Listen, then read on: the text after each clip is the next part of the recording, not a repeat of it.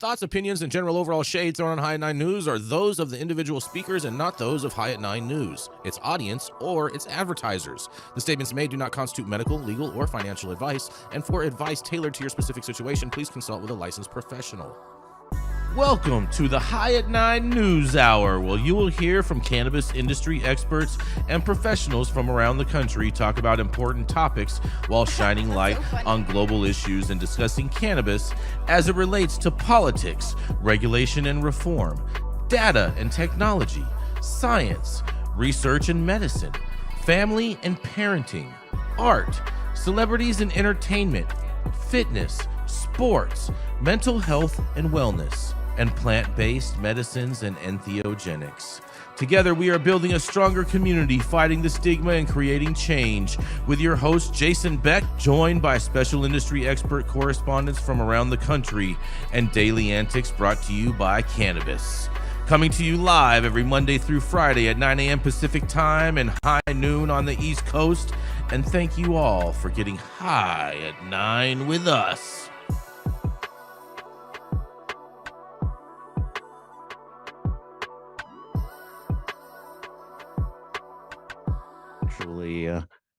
Pretty awesome benefits. Yeah, good morning, you guys. It is Thursday, February 5th, and today is National Chocolate Fondue Day today, you guys.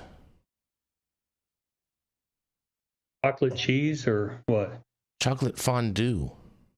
Fondue. Does cheese fondue have its own day?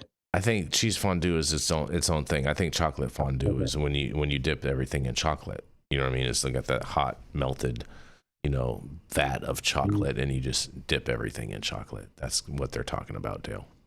It's been a while since. It's been a while since I've been to a fondue party. So, holidays this year, Jason. Let's jump on it. All right. I'm down with that. Let's see. It's also National Optimist Day, not to be confused with Optimus Prime. People get confused easily nowadays. Really confused. It's also National Weather Person's Day. Yeah. Shout out to all the hot Latina weather ladies in South America today, I guess, right? Okay. That's where the mind goes to. Yeah. That's, when I think of weather people, that's the ones I prefer to watch. And meteorology is a very in-depth and very interesting study, and look at our weather and planet systems right there. But hold on, I'm not too sure. A bit of a moving target, wouldn't you say, though, with climate change? First of all, climate change is a total hoax. So I don't believe in any of that. The climate change is the green new scam. You know what I mean? It's total malarkey. But the one thing about the weather that I will say, Nate, is that the weatherman is the one job that you can have and be wrong every single day and still keep your job. Agreed. It sounds better in spiked heels and push-up bras, right? It does. It sounds way better. Yeah. I mean, in all fairness, men love to be lied to like that. You know what I'm saying? It's an evolutionary trait. It's just what it is, bro. It just is what it is. Just is what it is. I don't make the rules. I just play by them. You know what I'm saying? Well, I thought you were a disagreeable guy. You didn't like rules. I think some rules are necessary. Some rules are just stupid, Dale. You know what I mean? I agree with that. Yeah, observe, buddy. Observe. What else going on today? Speaking of hot Latino weather chicks, it's also, this may be one of my favorite days. Just maybe. You might love this one, Dale. And I can't believe that this is a national day. National Shower with a Friend Day. Mm-hmm. Whose idea was that?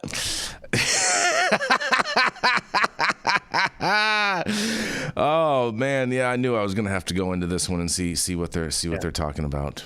Observed annually on February 5th, National Shower with a Friend Day is a tongue-in-cheek way to lighten the mood of winter while educating us about the benefits of filtered chlorine-free water. That's what it says. All right. Let's face it. Yeah, that's officially coming out of left field then. Yeah. I did not see that coming. Yeah, let's face it. That's funny how they said let's face it. That's pretty funny. February can be a bit of a drag. It's often the coldest and loneliest stretch of the year with dwindling daylight. Let's see, with dwindling daylight and the pressure of Valentine's Day just around the corner, many people find themselves feeling a little dejected.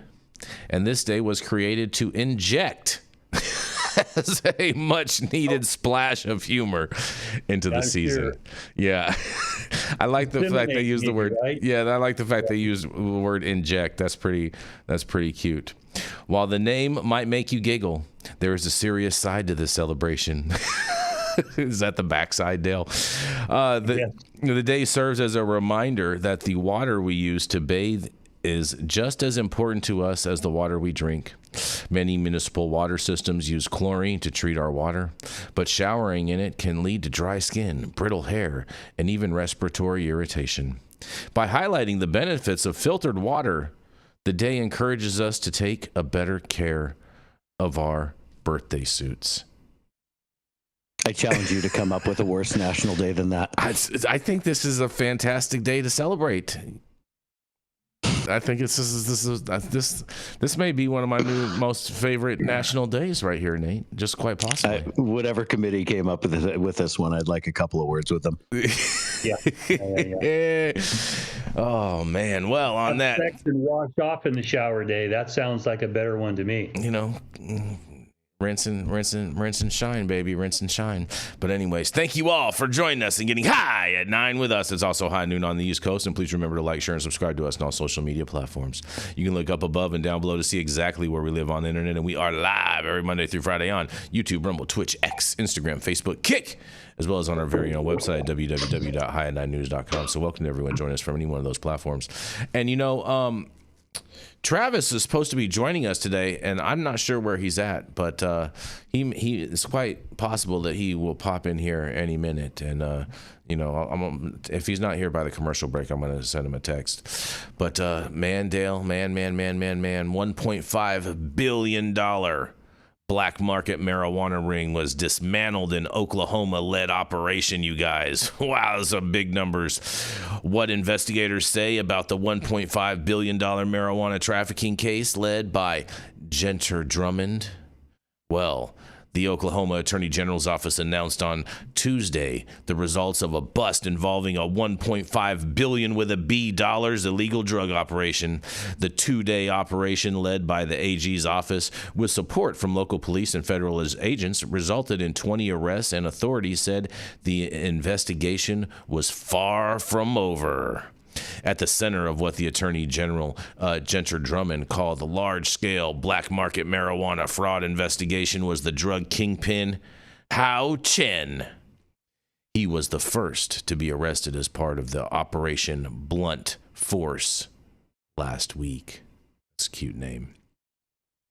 In a quote, "He has been captured and he's currently being held at Rikers Island, New York," said Drummond. Oh, he must be cellies with Maduro, possibly. Chen's arrest led to 19 more arrests and more than a dozen seized firearms and law enforcement destroying thousands of pounds of black market marijuana. The Hao Chen organization ran a sophisticated fraud and trafficking operation built on deception, said Drummond. Drummond said his agency's investigation started in March of 2024, and in a quote, "It used a straw ownership scheme to unlawfully obtain licenses from the Oklahoma Medical Marijuana Authority and registrations from the Oklahoma Bureau of Narcotics. Straw owners were paid to lend their identities to fraudulent grow operations." And investigators discovered 20 illegal operations in Oklahoma and seven other states, all manufacturing marijuana on an industrial scale. And authorities said the black market drugs were then trafficked across the country. Investigators uncovered multiple bank accounts used to launder proceeds from illegal drug trafficking and fund moving from New York to Oklahoma. Drummond added the national criminal operation exploited Oklahoma's marijuana laws, and during the course of the investigation, the AG's office executed 50 search warrants. A multi-county grand jury reviewed the evidence and returned an 18-count indictment last week. Those arrested face charges of racketeering, conspiracy to defraud the state, document fraud, aggravated manufacturing of marijuana, and unlawful proceeds, you guys. Wow. Wow. 1.5 billion with a B dollars operation, they're claiming. And yet they didn't say how many pounds of weed they seized or how they came to this evaluation. And I wonder if this is a lot of cop math or whatnot. But yeah, 1 gram for $1.5 billion. That's what they found. Oh, man. The golden gram, man. This is not news to any of us hanging around the industry. No. That's exactly what I was thinking. It's like, yep, this sounds like California a few years ago. Go ahead, Dale. Forrest Gump figured out how to get a burner distro and start shipping weed to New York. Oh, this is news to who? Mm-hmm. I wonder. The problem. These people that try to overtax and overregulate don't want to pay it. We'll just go arrest a few people. You can't arrest enough of them. Yeah. As soon as you take one out, the next one comes in, and it's not hard to put these things together. Yeah. Okay. Yeah, it's a RICO violation. Yep. It also violates federal law. There's no protection for these when they're violating state law in the federal system. Mm-hmm. So there are things that could be done. But as I said before, there aren't enough cops in this country go arrest everybody violating marijuana laws. Mm-hmm. Just aren't. Yep. So pick your poison here. You know, this is the thing is Hao Chen. I wonder if he has a cousin named For. For Chen. Yeah. Mm-hmm. How about One Hung Low or something? One Hung Low, yeah. Man. Yeah, we got their older brother 8 now that we're dealing with. Yeah, no, this literally, while I was listening to the article, man, this is, you remember when California was getting raided nonstop pretty much between 2005 and 2015? Mm-hmm. Yeah, this sounds like just a stamp right off of that. There's so many realities around these situations. What do you even say about that? Dale's right. You can't stop everybody. It's practically, when you do this, it's like turning the lights on and and the floor is full of bugs and they all scurry in other directions. They all figure out how to survive another day because that one guy got caught. And I'm as little as I like to talk about my kinsman as bugs scurrying on a floor. Like, that's kind of what it felt like for a solid decade here, probably longer, maybe closer to 1.5, 2 decades. It's this kind of stuff just simply happens when you have people stretching the laws as much as they can. Punishments, I mean, really, this is your conversation, Dale. Punishments are reduced.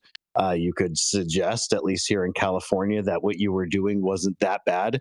Hey, it was medical marijuana, right? Like, you can't punish me. There's laws on the books about what I was doing here. And what would happen is 1 person or 2 people a year would get severely punished, and 10,000 more would skate under the radar. And, what are we seeing here? We've been seeing Oklahoma get teed up for years. In terms of having looser regulations, and now they're dealing with the blowback of having years and years of looser regulations, and not only looser regulations with how people act in the state, but these supply chains that have been referred to in this article and to others were in place long before this setup was ever caught. These supply chains have been there. People were just answering a need. They weren't creating new crime, Yeah. It's just silly when you consider it. This is, thanks for the drug war, guys. Yeah, I feel you. Well, it boils down to malum prohibitum laws people just don't respect. Mm-hmm. And that's where we are right now. I studied this 50 years ago in college. Mm-hmm. It's not Hoover, I think, put the number at 8% who violate a prohibition means you can't enforce it. We are well beyond that with weed. Yeah. Okay. Exactly. But you can't convince people that, well, if I tell you no, you're just going to stop.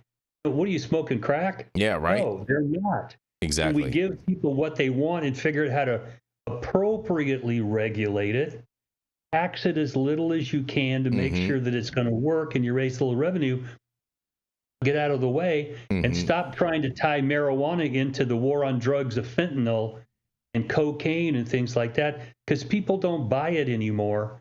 But, we're going to watch this happen in several places and see as they try to get the voters to undo what they see are bad laws and see if the voters will go along with it. Yep. And well, this case is going to add to it, and I wonder if that's one of the reasons that they said 1.5 billion with a B dollar bust out there. New math. You know it is. Oklahoma. Yes. Well, on that, we're going to roll into our first commercial, and we are going to be right back.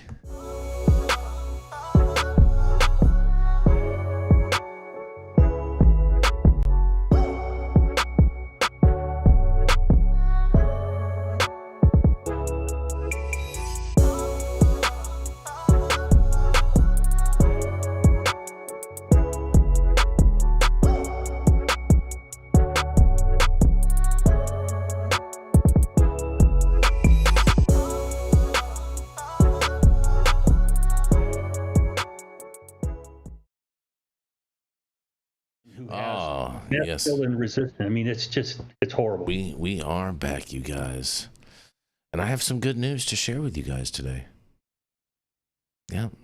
After that little bad boy episode, the Mississippi House passes 2 medical cannabis bills, you guys. That's right. Mississippi's House of Representatives has passed 2 medical cannabis bills, one to extend patient certifications to 24 months while ending annual follow-ups, and another to allow terminally ill patients to use medical cannabis during hospital stays. One of the proposals, House Bill 895, was filed by Representative Lee Yancey, a Republican, and would significantly reduce ongoing requirements placed on patients in the state's medical marijuana program. The measure eliminates mandatory annual follow-up visits and extends the validity of both physician certifications and patient identification cards from 1 year to 24 months. Under current law, patients must renew their certification and card every 12 months, and supporters of the change argue that for individuals with chronic or permanent qualifying conditions, the yearly process creates unnecessary costs, paperwork, and logistical hurdles. HB 895 would maintain physician oversight at the initial certification stage while easing long-term administrative requirements for patients who have already been approved. A separate bill, House Bill 1034, was filed by Representative Kevin Fleischer, a Republican also, and focuses on access for terminally ill patients receiving inpatient care. The proposal would explicitly allow these patients to use medical marijuana while admitted to hospitals, and Mississippi's existing law does not clearly address marijuana use in hospital settings, which has resulted in some patients being unable to access their medication during extended stays. HB 1034 is designed to close that gap by permitting use for terminally ill individuals subject to hospital policies and applicable regulations. If enacted, the 2 measures would mark a notable shift in how Mississippi administers parts of its medical cannabis program, reducing regulatory burdens for long-term patients while ensuring that those in end-of-life situations are not cut off from their medicine during hospital care. Wow! This is a great news. I hope these bills advance and they ultimately get signed by the governor, because I personally agree with both of them. How they're going to implement the hospital one, I'm not sure, with the federal funding issue, but nonetheless, it's good that they get this executed and get it on the books, because when it goes to Schedule 3, they're not going to have that barrier anymore, and I can't wait to hear what you guys have to say about this. Well, I've taken care of people in hospice before, and as far as I was concerned, if something made them feel better, let them do it. Okay, you're checking out here. When I first took care of them in the Navy, we had on the formulary stuff called Brompton solution, which was heroin and cocaine. Okay. Oh, if you're dying, who gives a shit if you're going to be addicted? We gave people copious amounts of morphine and things like that, which we know are highly addictive, and you wouldn't do it if you weren't terminally ill. So if someone's about to check out, it's nice to see people recognizing, why are we sticking a microscope up their ass about what they're doing to to try and make the end of their life more palatable for them and their family. Why are we doing that? I mean, what's the government's business in this? Of course, you said, Jason, there's money from the feds who are still, being stupid about some of these policies. That's what we're really trying to deal with here, is slowly and incrementally taking away some of the hysteria associated with someone hitting a vape pen or hitting a gun. Travis, you need to mute yourself, Travis.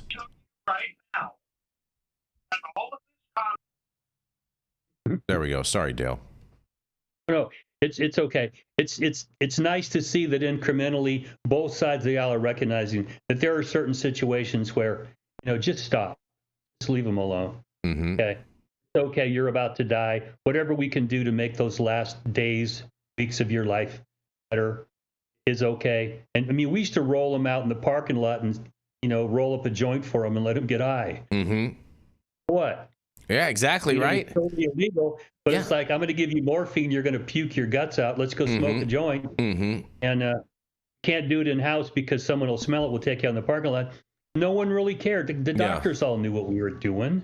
Yep. Okay? It's these prohibitionists that, they're Karens and Kevins. Karen. Just get out of the way. Is Kevin really the right name? I thought it was Brad, Chads, and Karens. I don't know. Yeah, I think I got to put it out there. The internet agrees with Dale. Karens and Kevins. I don't know. I don't think so. I don't think the internet agrees with that. I have seen it upvoted by the droves, my friend. I have droves. Not, I tell you. I have not. I think those are probably all the bots that are trying to steer a narrative. All the woke bots. I got the bots on my side, right? Yeah. I think it's Brads and Chads. I'm not buying the Kevins. Karens all day, you know what I'm saying? But I'm not too sure. I don't know, Jason. That sounds like something a bot would say. Oh, that's cute. But I'm definitely not a bot. You know what I mean? I'm way too off the rails to be a bot.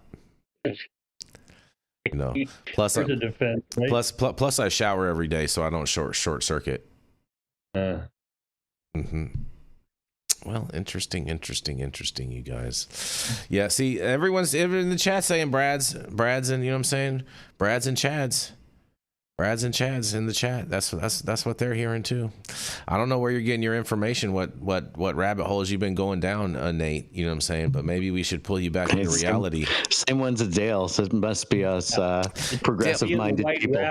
Dale hasn't gone down any rabbit holes. Dale was just saying that was the first name that came to his mind. Okay, you're giving way too much credit to all of this.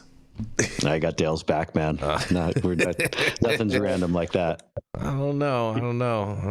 We're not friends and we're not showering together, okay, Nate? Yeah.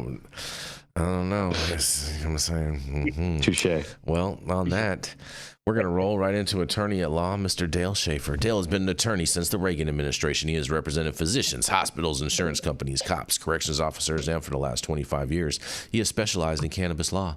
He served a 5-year federal prison sentence for helping medical marijuana patients and managed to save his law license. He's blunt. He doesn't smoke them because they're ratchet, they're nasty, and they turn your teeth yellow and other things yellow, but he is honest and he's unconcerned with your opinion, public opinion, or anyone else's opinion that wants to identify in any way that they choose to. But he will show you how he can defy gravity with his cape on by pissing up a rope. And he is your favorite Tio Loco, and you can find him at his own law office at the law office of none other than Dale Schafer. Hi, good morning, everybody. It's Tio Loco and Jason's favorite full of shiticus. Here we go again. My story comes out of MJ Biz Daily from yesterday. Chris Roberts wrote this. And the headline is, "Will Florida ever legalize adult use marijuana?" I think the odds are they're going to at some point. But the way that they're going about it right now is hit a couple of brick walls. And as I read through this, it seems they're trying to portray the current headbutting over initiatives as something brand new. I'm here to tell you it's not.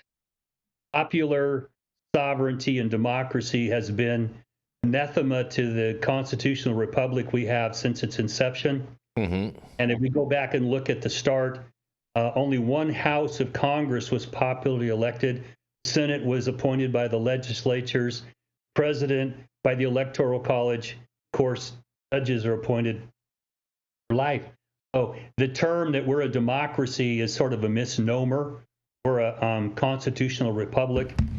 And at the founding, they didn't really trust citizens. And in those days, you had to be basically a white male landowner to vote. That's changed over time. But popular sovereignty has been fought against since the beginning of our republic. And the initiatives process has been around for a while, but it really took its legs in the end of the 1800s, early 1900s, when Teddy Roosevelt came into power, the progressive era. They didn't trust government. Well, we have sort of the same environment today. The average person's looking at government going, we give you all this money, what the hell do you do with it? We don't seem to get what we want. We have these initiatives out there that attempted to take the certain questions and limited questions to the voters, go around the legislature, because the legislatures were corrupt, local governments were corrupt, and they wanted to give people a voice, and they tried beating this back from the gate. And what we're seeing here is a battle over whether elected government should control or whether the voters should control. And what we see DeSantis doing is sort of disingenuous, but it's understandable. He knew that he was going to get his ass kicked if this gets on the ballot. What do? You go change the initiative law, wink, wink, nod, nod, so it's harder. And then if somebody is not doing everything exactly as we say, we're going to arrest you or send out indictments or warrants for you. And so that's a process that is not brand new. It certainly is understandable. It's not palatable to the average person, because I think it's clear that the majority of voters in Florida want adult use. They want to stop playing this game. But the people in power recognize, we don't want this. And to come to California in 1996, an initiative got on the ballot that literally freaked drug prohibitionists out. How could these goddamn hippies get this law on the books? They did. Okay. And from the gate, I was butting heads with these prohibitionists here in California. We went by the book. They still kept throwing people in jail. Back and forth, we battled. Okay. And most recently, we had an initiative, Prop 34, I think it was, where the voters wanted to, recriminalize, organized theft in the state, surprise, and they wanted to make fentanyl trafficking a felony. The government just said, we don't want this. And they did everything they could to stop it, and the voters got it, and 70% said, why don't you guys sit down and shut up? These are the back and forth we see in this country between governments, which we all recognize are not really closely tethered to what the people want, okay, because they're basically in their ear are people with money, power.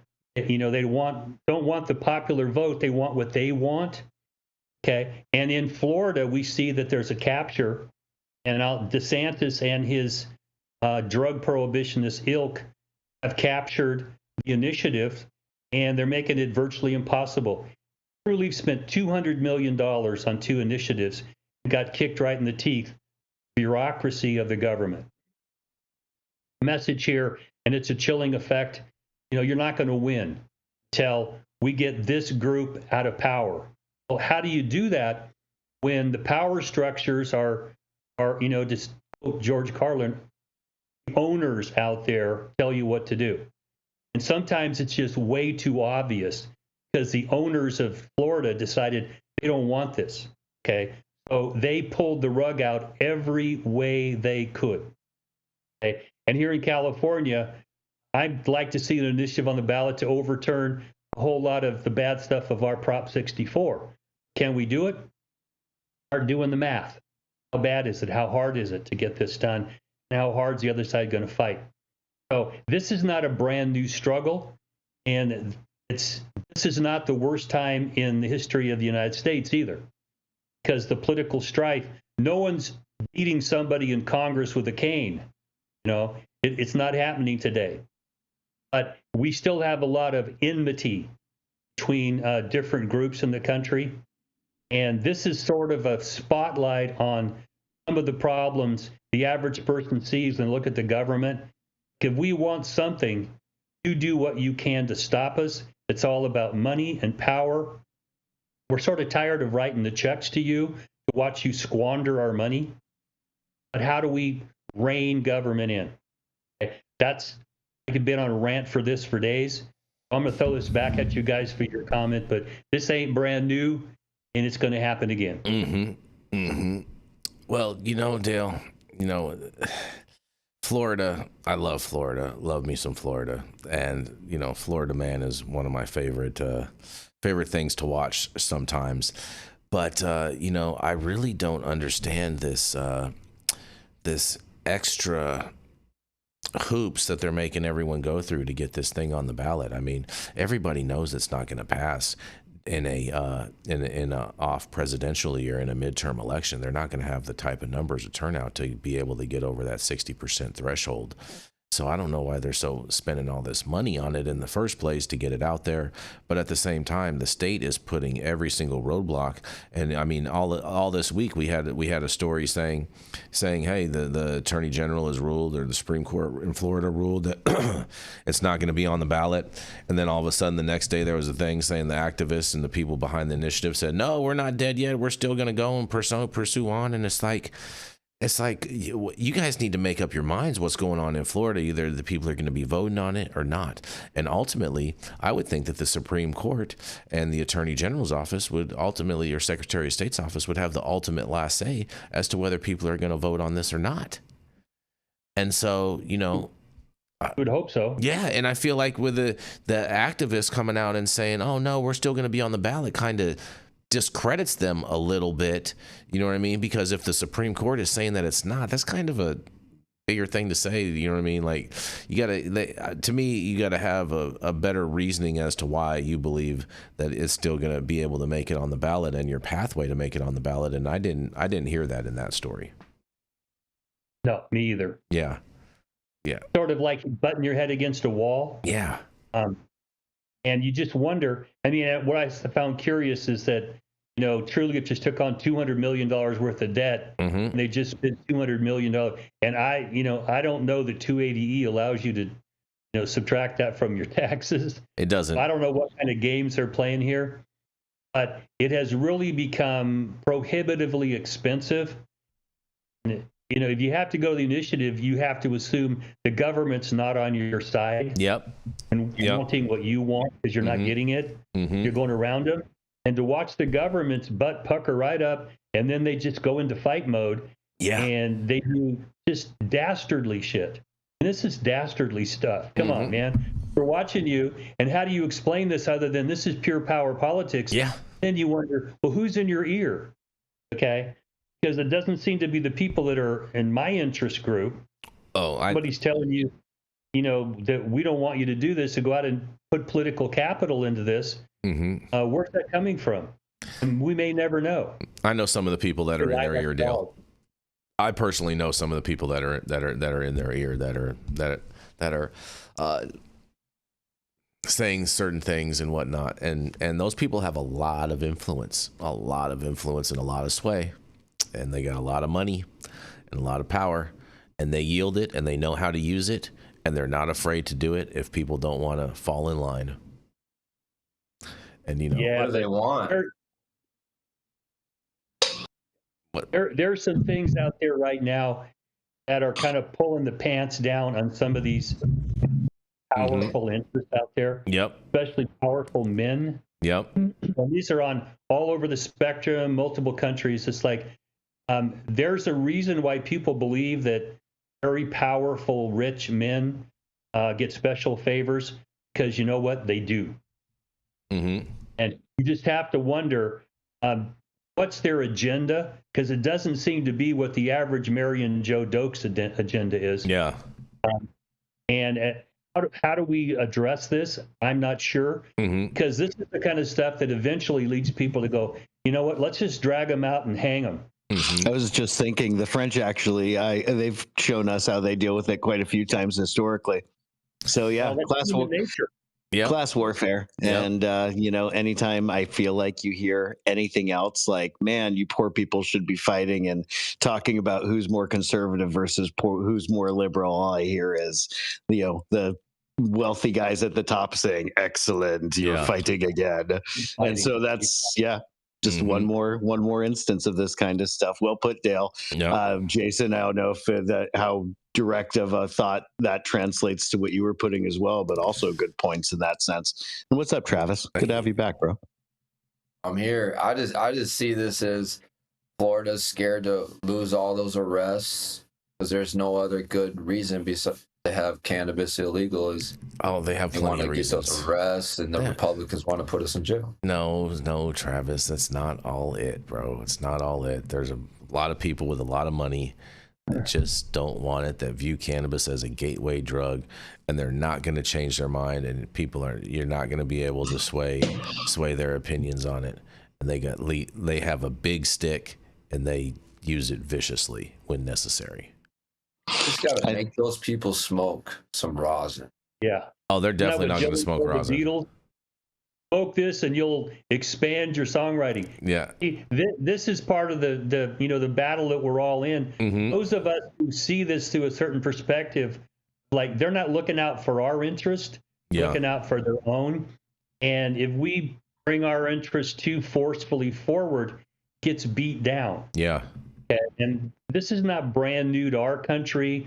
We can go back and look at the cuneiform sheets from Samaria. Yeah. See some of the same shit going on. But what we have now is the ability to get information out there, and these apps and bots push information at you and get you to believe shit that it's like, no, the earth is not flat. I don't care how many people tell you that it's not flat. Stop believing this stupid shit. But yet here it is.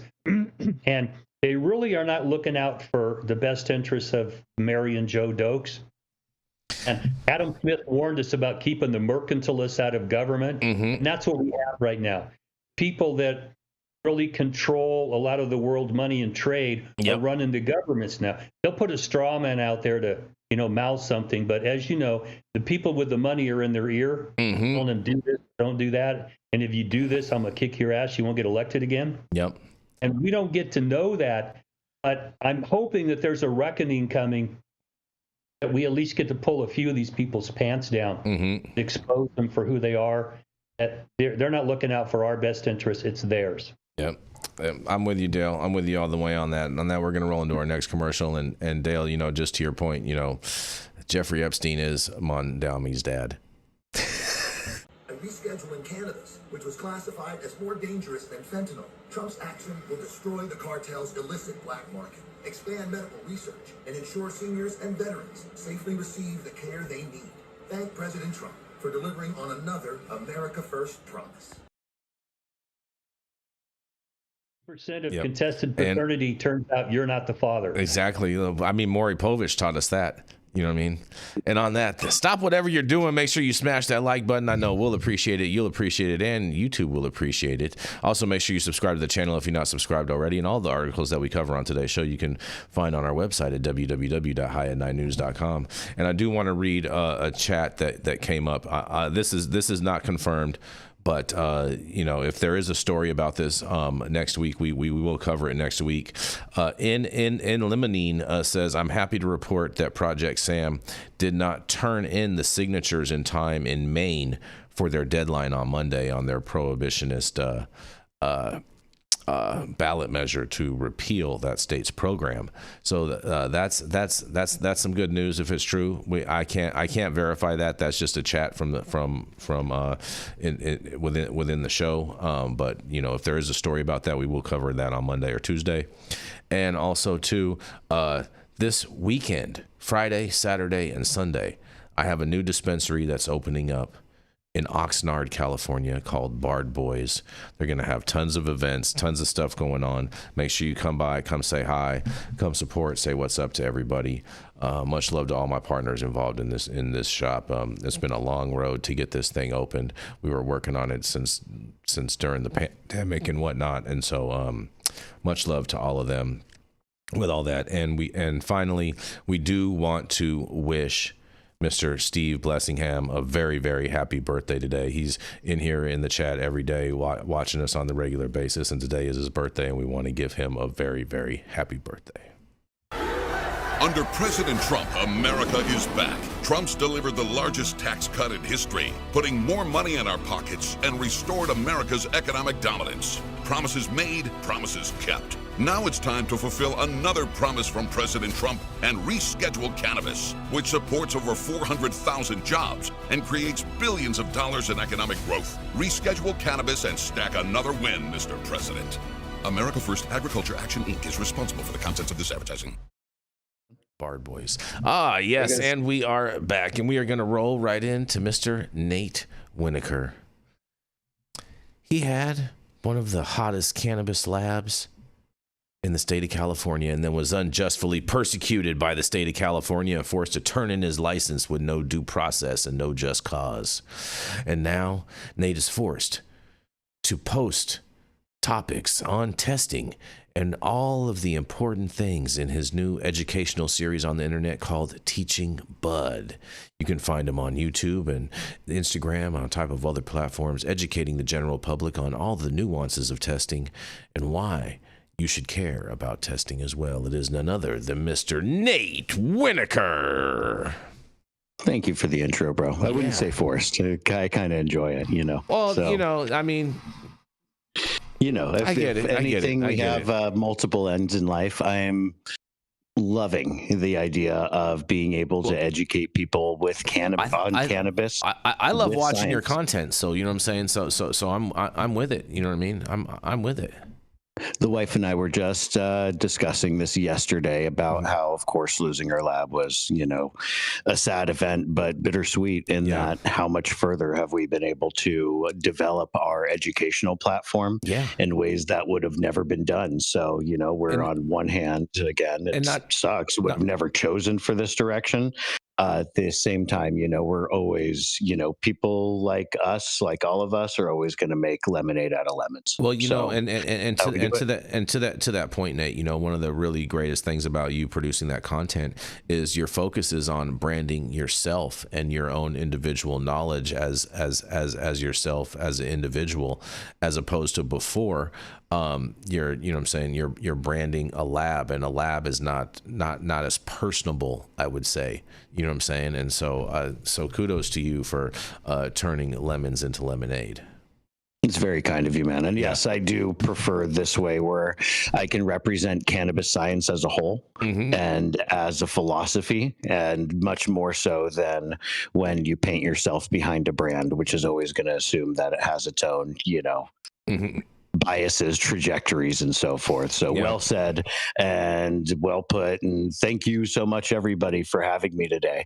Welcome. It is a pleasure to bring to you actually some good news in terms of today's article. So from Cannabis Equipment News, they bring news of NeuroThera Labs granted a U.S. patent for MRSA-Treating cannabinoid tech. So when we say MRSA, what are we talking about? We're talking about antimicrobial resistant bacteria. So that's, you know, an unfortunate, you know, sounding contradiction. And so essentially there's types of bacteria, especially present in things like hospital settings and what have you, which are simply unable to be treated with modern and effective and safe antibiotics. These bacteria are able to resist them. Go figure, you can actually mix cannabis with this. And you know what I'm basically reading right here is we just found basically like the ensemble effect, the entourage effect. Entourage. Ensemble sounds stupid.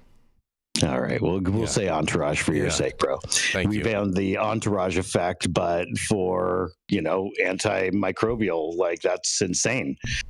So on to the article. SciSpark, that's a company out of Israel, announced that NeuroThera Labs, a clinical stage pharmaceutical company focused on developing novel treatments for central nervous system disorders, was granted a U.S. patent for its proprietary combination of antimicrobials and cannabinoids. This patent covers compositions and methods of potentiating antimicrobials, specifically designed to enhance the efficacy of existing antibiotics against resistant bacterial strains. The patented technology combines well-established antibiotics, many of which have been on the market for decades, with cannabinoids such as THC and cannabidiol, which is CBD, and in certain embodiments, acetylethanolamines, rather, and palmitolethanomide. This synergistic approach, which used NeuroThera's combination of antimicrobials and cannabinoids, demonstrated in preclinical studies, enhances antimicrobial activity, potentially restoring the effectiveness of antibiotics that are ineffective as monotherapy against resistant gram-positive pathogens, such as methicillin-resistant Staphylococcus aureus, which is MRSA. That's the big one that they've been able to, it looks like, seal the deal with. There are others, but this one's the one that's the main focus of the study.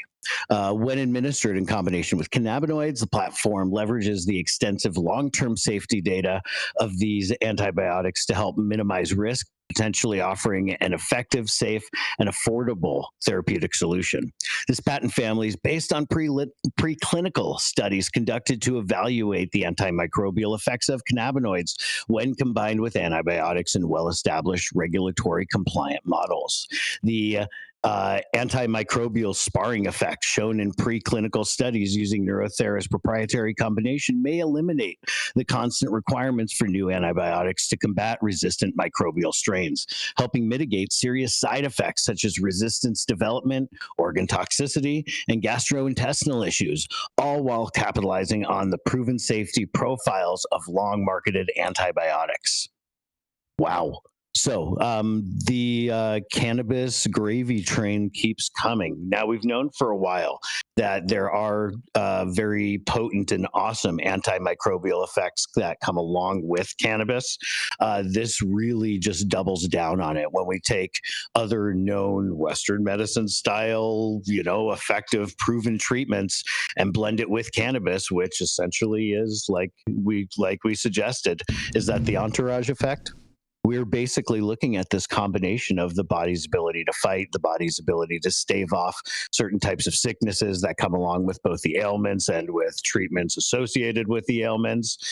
Holy crap, everybody. This is another massive breakthrough that is just right now happening under our noses with regards to how effective cannabis can be. I even remember back in the day, it was essentially a challenge, and I was even able to come out with a cannabis-based deodorant that you could use and based completely off of antimicrobial properties. It was expensive as all get out at the time for me to produce, and at home on top of that, but just as effective as anything else that would use an absolute host of non-organic, non-natural chemicals that was essentially, the aluminum-soaked reality that we have when you steer outside of using the natural goodness that's otherwise provided.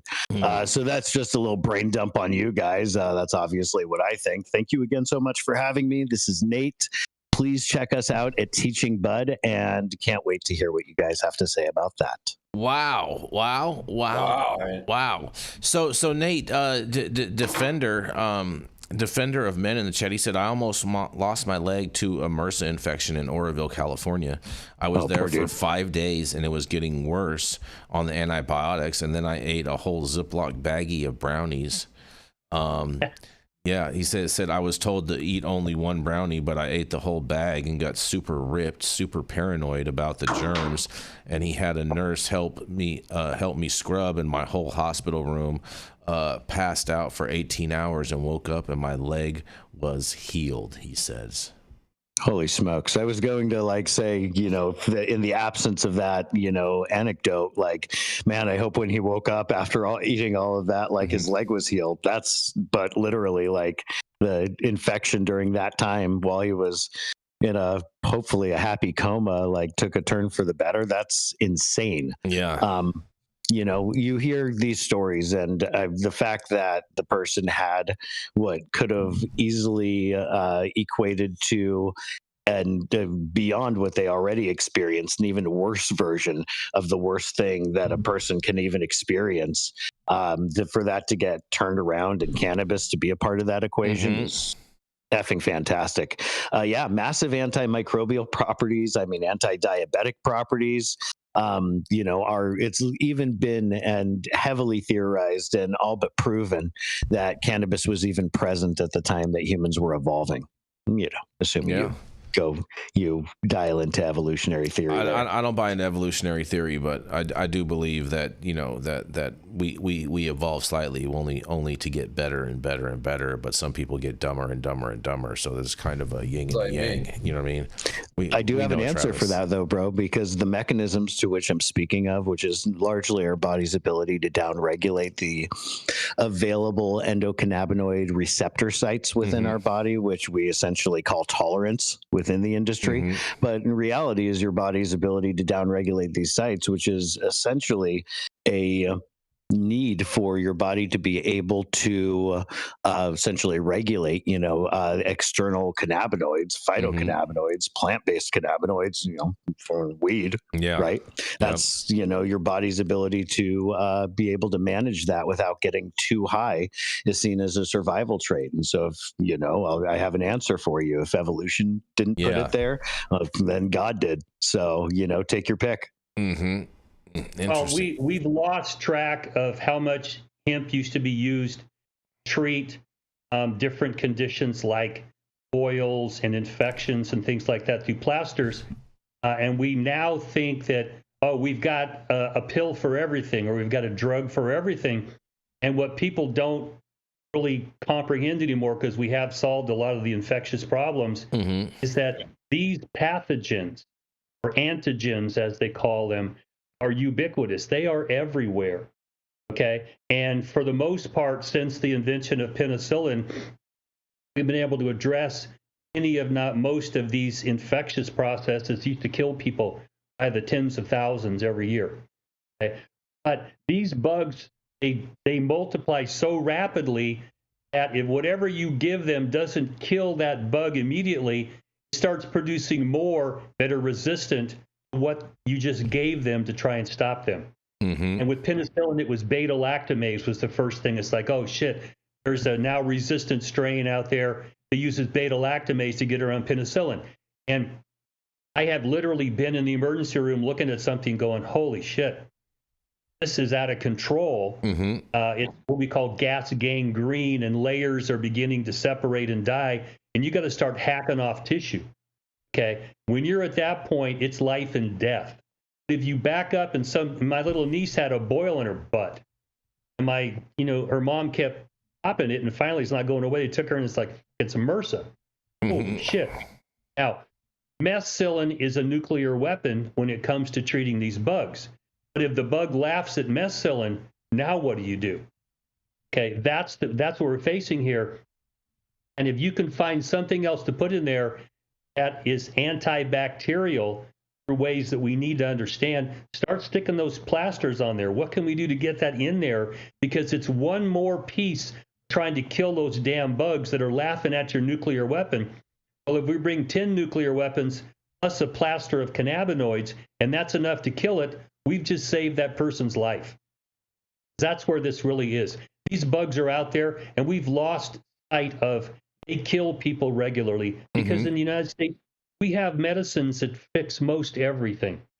But if you hang around medicine, you see that, holy shit, they're cutting off people's legs that are diabetic because this gets started in a wound. And you can't stop it. I mean, it really is life and death. And we just need to go back and look at what quivers arrows used to have in their quiver to treat shit, and see if we can use it again. Because if it killed these bugs 1,000 years ago, 2,000 years ago, it's going to kill them today. Exactly. Bear in mind too, you will see use of it, and just in general of it being a preservative too. Cannabis is a fantastic preservative. Canna butter, will survive a little bit longer in your fridge than regular butter will. Believe it or not, it chases away the bugs, as you've put it, and it has, and for a very long time, has acted and provided people with a natural preservative. Interestingly enough, this preservative also works with your body to get you a little high. Mm-hmm. Mm-hmm. The Hell of a upside product, if you ask me, you know?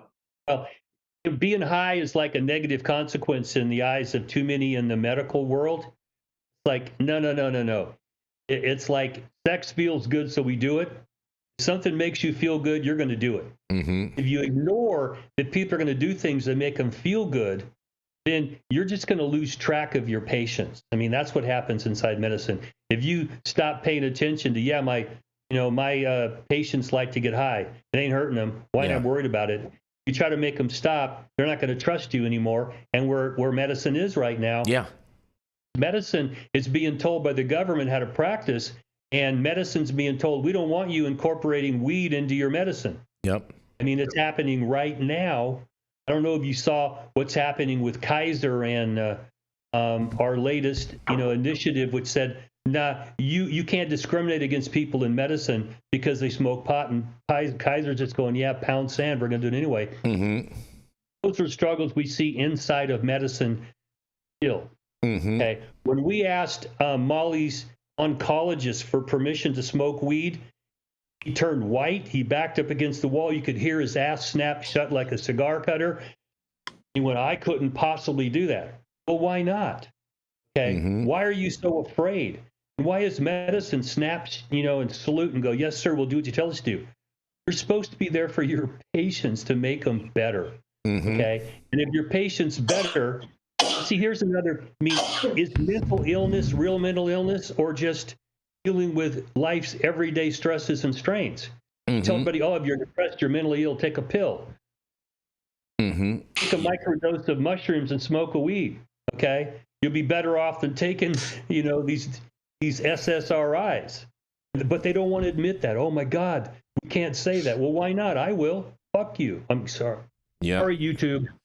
Yeah. No, I'm interested in making people better. Yeah. Okay. To be able to tolerate life better. And if smoking weed helps you tolerate life better, and you ain't hurt nobody, why are we doing all of this? I totally. I'm with you on this all the way, Dale, all the way. And but before we move on, this was a great story, Nate. Thank you for sharing this. This is great news, and hopefully will lead to more therapies and things like that for to help people get the relief that they need and help keep people healthy and vibrant and all that good stuff. And I did forget one other mention that I wanted to make mention of. I know we mentioned happy birthday to Steve Blessingham, but my good buddy Tony Montaga, who used to be on the show on Thursdays. You're gonna love this, Steve.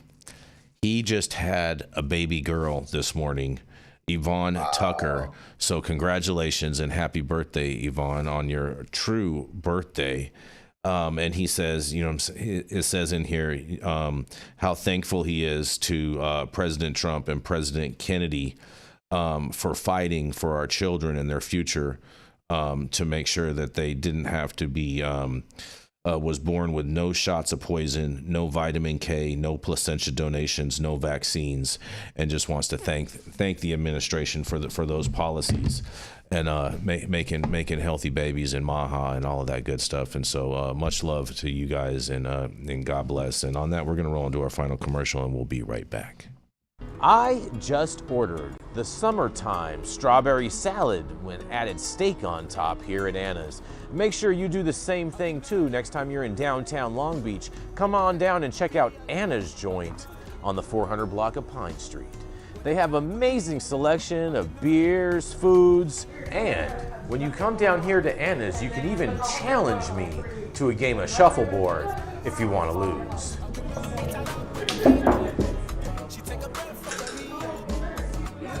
That. So, next time you're in downtown Long Beach on Pine Avenue, make sure you stop by Anna's Joint on the 400 block. Not only do they have Anna's Joint, this restaurant and bar, but they also have the amazing deli next door, and then next door to that they have a very exotic flower shop. You may want to stop by and say hi.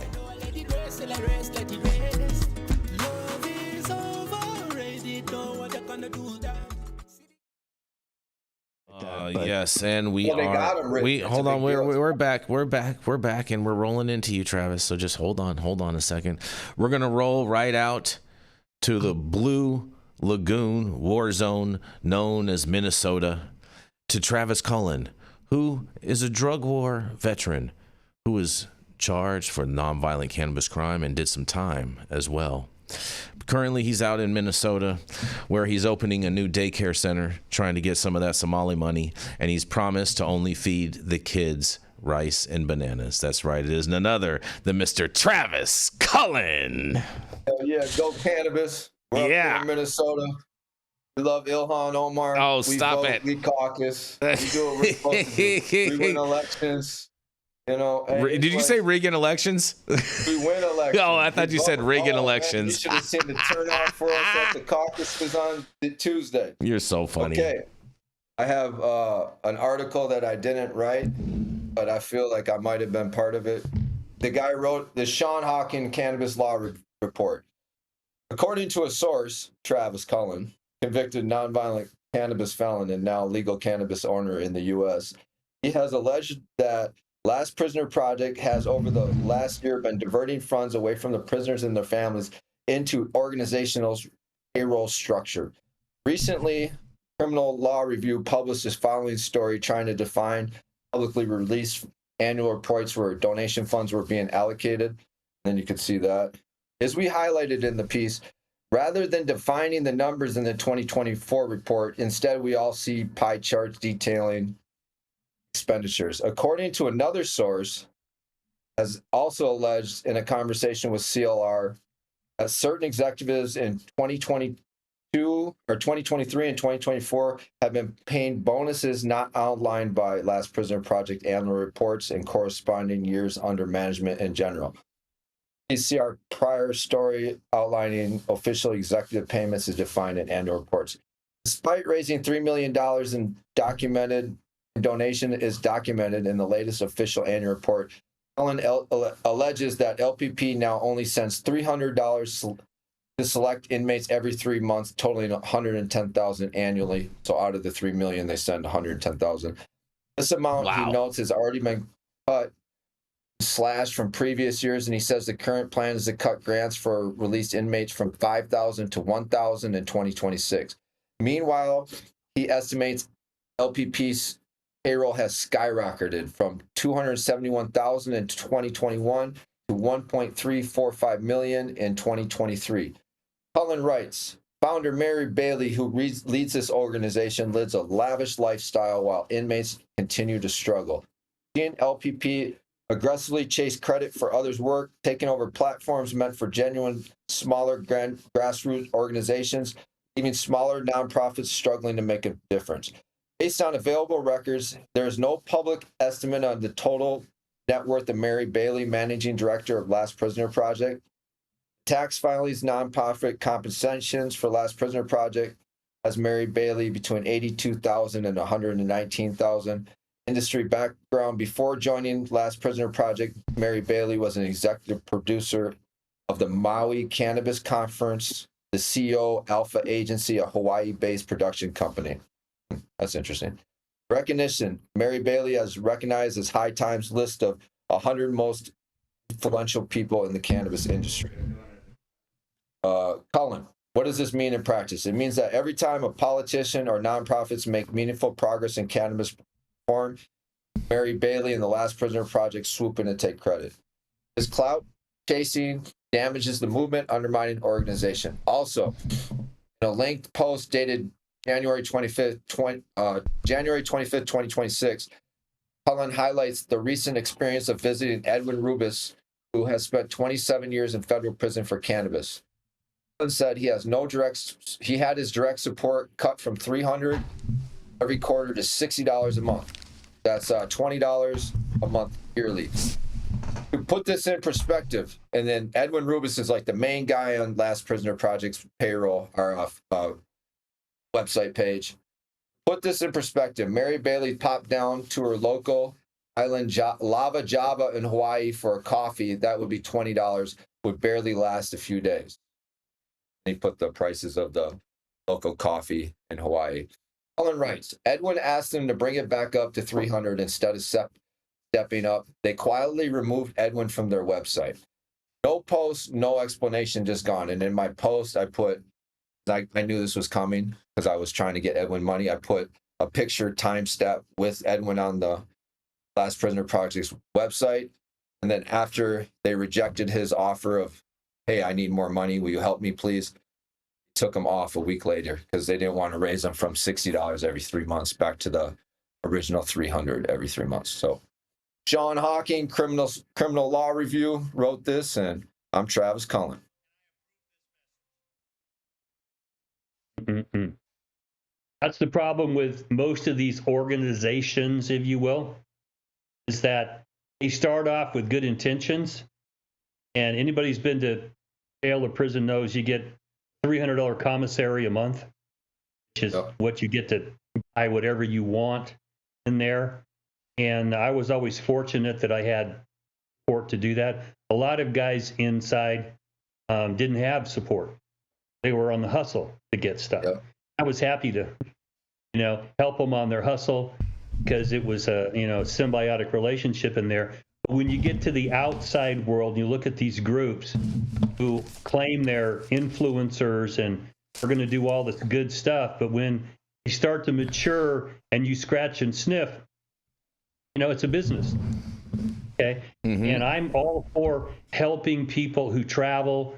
And if you're going to get someone to come on full time, then, you've got to have the money to pay them. Not everybody can volunteer their time. But for me, I follow the Groucho Marx theory. I don't want to belong to any organization that would have me as a member. Okay. Because I start asking questions and then I get pissed off. Like, why is this person making that much money when some poor guy in prison is having to cook, microwave shit every Friday to be able to have toothpaste and stuff on his commissary? Once you've been in there, you really get to see how desperate some of these people are, and to play upon that desperation and use them as a tool to raise money. And then you look at how much is actually going out into the pocket of these people. It's like too many charities out there. They're top heavy with people that think they're more important than they really are. Yep. And the purpose kind of gets lost. And this is what's happening here. Stephanie Landa here in California gathers money as a person, and she puts it right on people's commissary books. That's the kind of grassroots stuff I support. As you start getting bigger, it's just a racket. Sorry, but it's a racket. Stephanie's a good lady out of California. She's been trying to help the prisoners for a long time. Yeah, I love her. I love her. Oh, yeah. I mean, I remember when we would bring Stephanie around and she'd have this little jar asking people, you know what I'm saying? And then when we started doing the cups, we incorporated her into our booth activations and whatnot. And, you know what I'm saying, just wanted to help bring awareness and whatnot. And, I will say definitely that Stephanie, you know what I'm saying, is a real one in that sense. A lot of these organizations, bro, they just want to be way too top heavy and not focus on the real job and focus on these people having jobs, which is their whole validity in life. And it's really disgusting that they're doing it on the backs of people sitting in jail, trying to act and placate as though that they are trying to help these people and and it really just bugs the hell out of me. And the fact that people give these people money and people try to grandstand, oh, we're doing this great work for these people and we're putting money behind these people and And it's like you got to be freaking kidding me. You have got to be freaking kidding me. A lot. Yeah. Okay. I used to pay like $25 a month, excuse me, a month, to have somebody do my job. Yep. Yeah. Yep. And that's the reality. I didn't have to get up and clean the shitter in the morning. Somebody was going to do it for me. I went to the music room and played guitar. It's important to people on the inside because every day you got to figure out a way to get through this. Okay. And it's important because you're looking to the day you get out. But in the meantime, you got to survive. Yep. To give somebody hope. Hey, we're going to put $300 a month on your books. It turns out it's what? And $20, $40. And this is the thing is that they had it seems to me, Travis, if by the numbers that you represented, that their revenues went up and then their giving to actual inmates went down. Am I correct on this? Yeah. That is so asinine to me. Okay. It just, oh man, it's so disturbing. I would encourage everyone to make sure that anytime they go into a dispensary and they talk to whoever, and let them know, do not give any money to LPP, because all they're trying to do is just piss this money away and pay for this and pay for that, and then none of the money is actually going to the actual cause. It is very disheartening, very shameful at that. And you know what I mean? I wish the karma police would roll around and, you know what I'm saying, do some work. But you know, I don't control the karma police. It's all in due time. All right, we just had that happen. There's a guy called Kevin Sandler. He started federal prison tips, and he was actually started a bit. He was a former con artist, and he started. Is this like Nancy Instagram. Pelosi's stock trades or app? Yeah, he started a help, like I'm going to help people. He got out of prison and he started telling people he's going to file the motions and this, and he was helping them. Oh man, that guy just got beat up by one of his staff members, and he's in the hospital right now for fraud. Yeah, it does come around a little bit, you know. It is the worst thing we could do in the cannabis community is to, first steal from the people in prison on cannabis charges, but. You know, the thing that discourages me about like the community sometimes, like I know guys serving life sentences that were making $20 million a year, a few years in cannabis, and they don't even have money for commissary right now. And it's like, is the community? Well, that's because they seize the money. The government seizes the money. You don't generally get to keep your proceeds when you get busted. I know, but the stature of that human being, like he was smart enough to smuggle weed across the Canadian border, or grow all these pounds. These are the people I look up to. You know, like I love marijuana. I love big marijuana dealers. Like I think they're very innovative, but they're in there broke. It's just like, as a community, we should always pick up our leaders. And Miggy 420 in the chat up in Washington says free Frank Rogers. And Rogers, my guy. And OG Grandma 420 says, what does LPP spend on travel and partying? Well, you know, I will say that some of that partying, Rob LPP Campia comes to mind, right? Yeah, remember him? Yeah, Rob Campia, exactly. Yeah, Marijuana Policy Project. Yeah, I don't remember him. Another sham job. We need you to send us more money. We're trying to do all the tough work on your behalf for you. Oh, stroke me. Get out of here. Yeah, that's bad. Just get out. The cannabis people in prison for cannabis is a great issue, and just need more people to administer it right. Yeah, 100%. And we're going to be here to call all the bullshit out as this whole thing develops as well. And thank you, Travis, for bringing this story to light. You know what I'm saying? We appreciate that, man, because I know no one else is talking about it. I can tell you that much. You know what I'm saying? People are just trying to brush it under the rug. Oh, no one sees nothing to see over here. Nothing to see over here. You know what I mean? So, you know. It's sad. It's sad. Well, I'm honored to be on this panel because I promise when it comes to cannabis and incarceration, I'm your guy. And we got the lab guy. I was so impressed with him. And then we got His name is Nate. Nate, we got Nate. Give him his lab right back right now. I got the dispensary. We need him back. We need him back. 10-week testing period in Minnesota. 10 to 12 weeks right now. Well, maybe you guys should talk. Maybe you guys should open a lab in Minnesota. You know what I'm saying? I know there's a lot of I couldn't even read the words he was saying. I would never try to open a lab. Well, we know that there's a lot of loose cash floating around in Minnesota. Weeks is mind blowing, by the way. So I turned around, and my wife, who's been with me the whole time in the journey of lab testing now, like 16 years deep in that side of the industry. And I turned around and told that to her, and her first reaction, just like any cannabis professional, is like, that's not even the same weed anymore. Like, it's aged out. Like, could anybody, I mean, this to the listeners, like, could you imagine any agricultural product, save for like maybe something that's supposed to be like dried or, dehydrated, and even then to roll it out 12 weeks after manufacture, let alone something that's supposed to be fresh? That's mind blowing. Like, Travis, how are you guys even dealing with that. That would drive me nuts. That would drive me up the wall. I have so many questions, and you don't have to answer them all right now. But is that due to government restrictions? Is that due to labs doing the equivalent of like moving things over from one point to the next? Because let's be realistic. At that point, you may as well just get. I mean, there's so many ways to approach science to where that doesn't happen. That's mind-blowing that that's been allowed. Dude, we got to talk about that, man. I think there's so much to explore right there. Happening. I guess it's the overflow. They made it so all the hemp products in Minnesota had to be tested in state, and we only had 3 licensed labs in Minnesota, so they switched it. They used to let all like the hemp beverages and the hemp business is big in Minnesota get tested out of state. Now they made the requirement that we have to test it in state, and they just got backed up.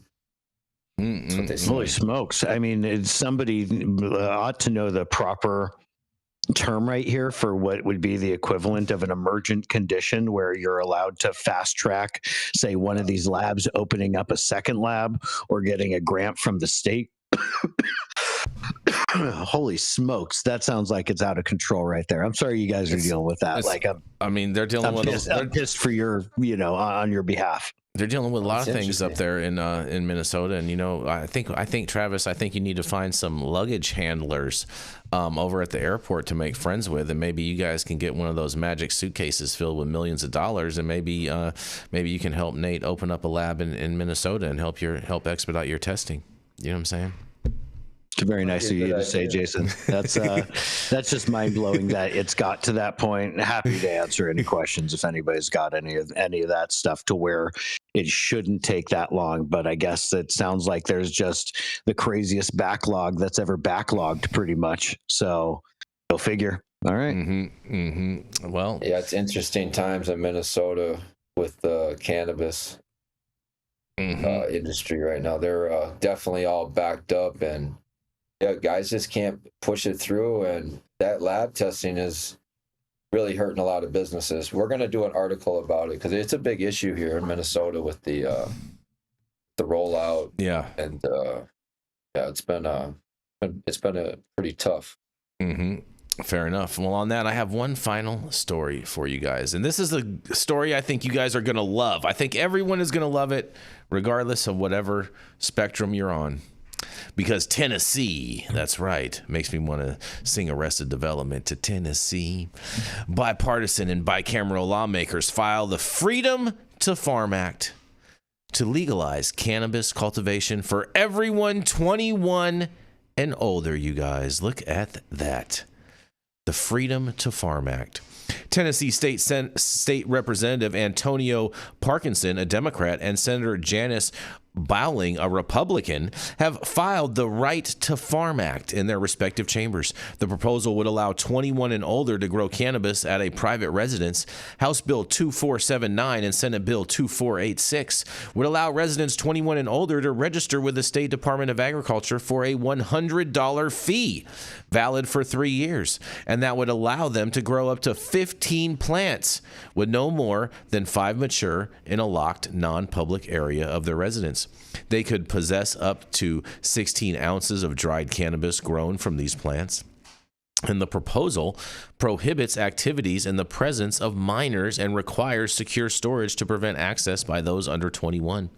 Surplus registration fees would fund grants for farmers markets across Tennessee's 3 grand divisions, and if passed, the act would take effect on January 1st of 2027 for most purposes. Tennessee currently classifies cannabis as a Schedule 6 drug, controlled substance with possession punishable by fines and jail time, and the proposal comes amid growing national legalization trends, though it stops short of commercial sales or broader decriminalization. Well, look at that, Tennessee! Right to Farm Act, man! Shout out Tennessee, and shout out these lawmakers for putting the home grow on this legislative session. I hope this moves forward, gets some traction. This is fantastic news. I can't wait to hear what you guys have to say about that. What a great name, the Freedom to Farm Act. It's fantastic. If it actually comes to fruition, it will put a lot of pressure on the government to do something about the industry.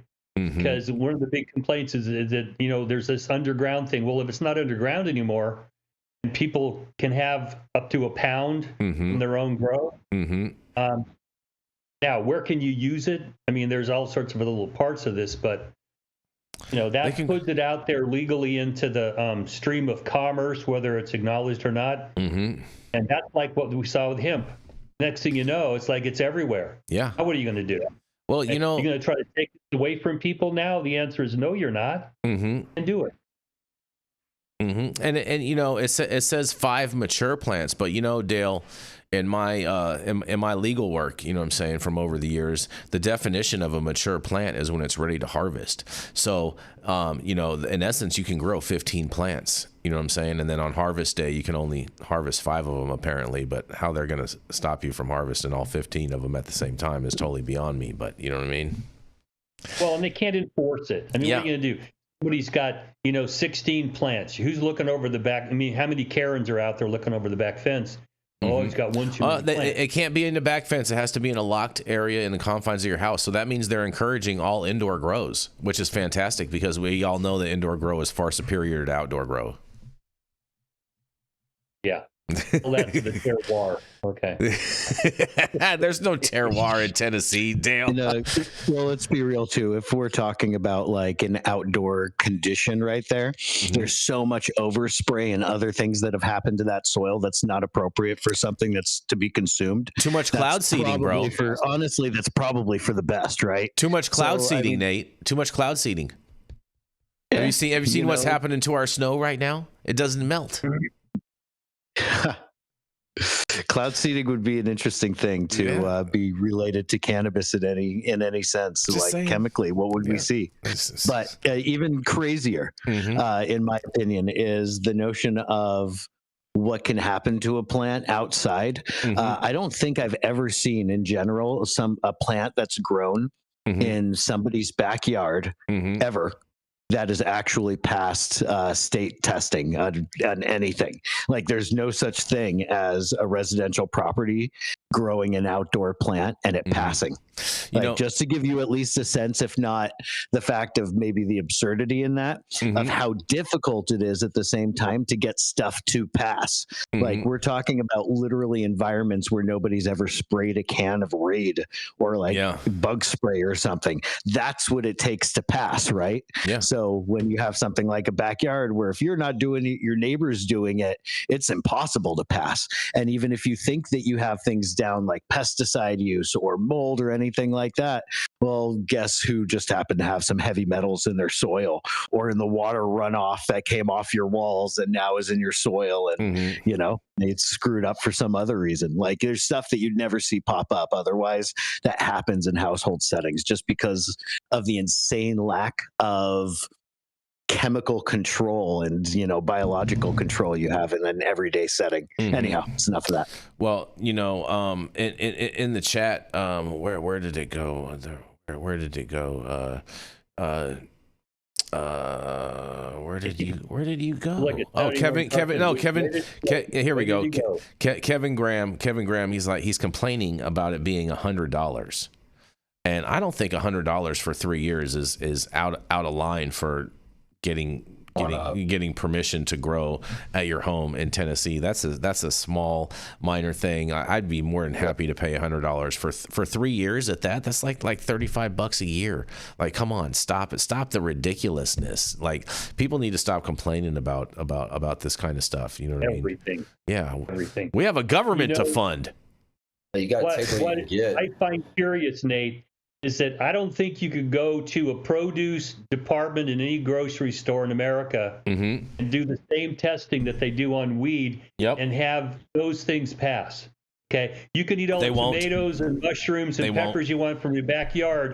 If you test it, it's got too much stuff in it to pass. Not testing. Some of this testing is just beyond people's comprehension. It's okay. You want to hear? Actually, Dale, you'll really like this one because obviously you're not a big fan of the blunts of the world, and that's a thing, right? Because they're ratchet and they're nasty and turn your teeth yellow and other things yellow, Nate. That's what I've heard before. Yeah. So here's my thought, and just a quick one to share with you guys. I've had a chance to test blunt wraps before, and like even ones that you think are more natural. Like there's something called, I think, like Fronto wraps, which are made from palm leaves. Fonta.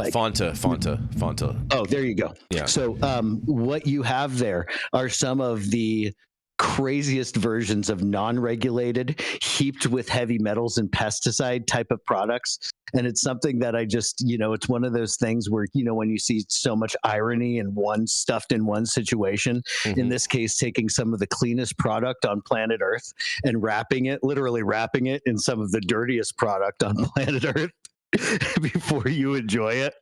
I've discussed this to my friends, and I've actually walked them through chemically and the kinds of crap I found, both in the heavy metals and the pesticides category when you take these. And my friends, they'll still smoke blunts, but they're like, there's a shame to it now. Like they won't tell me about it because, and it's not even like I'm there to judge them. I've just simply told them why you shouldn't do that. And they've kind of taken that own narrative themselves. But to me, that's pretty funny. And just, again, the irony is at overkill. We're, again, literally some of the cleanest stuff on planet Earth. What did Dale just say? The stuff that we're beholden to in this industry is nowhere near what you end up seeing products in alcohol, like beer. You'd be shocked at the difference in action levels between beer and cannabis. And food and so many other things. And there's even pesticides that are on our panel that you don't even find elsewhere. But it's just what people do because they feel like cannabis needs to be, even further demonized and even more made to be more difficult than it has been historically. So tell me they test tobacco. Do they test tobacco good? It has action levels, but it's nowhere near what cannabis is. I have never tested a single pack of cigarettes that has come anywhere close to being able to pass the cannabis panel. I don't want to roast anyone specifically, but there's why not? Why not? Don't be shy. Don't be shy. Let's say that there's a brand of cigarettes that tries to embody the spirit of America. Oh, I see what you did there. And that is actually, as it totes itself as natural. That's literally the worst one I've ever tested has been the spirits, and those have been the dirtiest out there. I'll say it for you. But I thought it's organic. It's organic, natural, American spirit tobacco. Snake venom's organic too, bro. Don't drink it. Oh, good point. So I'm going to use that on people. Tobacco kill 500,000 people every year. We know this, and yet I like Scotch. Okay, I don't smoke tobacco. I'm okay with all of this stuff, but I mean, it's one thing to be aware of it and to know what you're doing. And sure, like I'll eat a hamburger, etc. There's stuff that people would consider to be unhealthy that I'll partake in, but at least I have a fucking sense of what I'm doing and what it takes to be able to recover, or how to enjoy something with some sense of, moderation and all of that other stuff. And it's so important that we actually call a spade when we're talking about the sciences. And that's like my eternal rant, especially with cannabis, is that not calling things what they are. And let's be real. Yeah. I mean, wrap the healthiest thing you can find in the unhealthiest thing you can find before you smoke it. But let yourself know the irony of that. And if your chest hurts afterwards, maybe it's not the weed's fault. Right? Nate, I'm so glad that you said that, because I couldn't agree with you more. We need to call things what they are. I totally agree with that. You know what I'm saying? I don't like where this is going, but sure. I mean, that's at least in the sciences. You said it. I'll die on that hill. You said it, not me. You said it. You know what I'm saying? I'm just agreeing with it. I totally back that mindset up. You know what I'm saying? Just because you think you're something doesn't mean you're something.